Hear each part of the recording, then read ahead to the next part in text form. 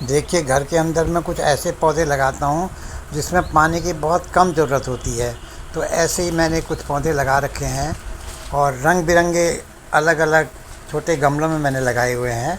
और ये मेरे अपने खुद कंटेनर जो हैं, जो वेस्ट कंटेनर होते हैं, उनमें मैंने मिट्टी भर के लगाए हुए हैं।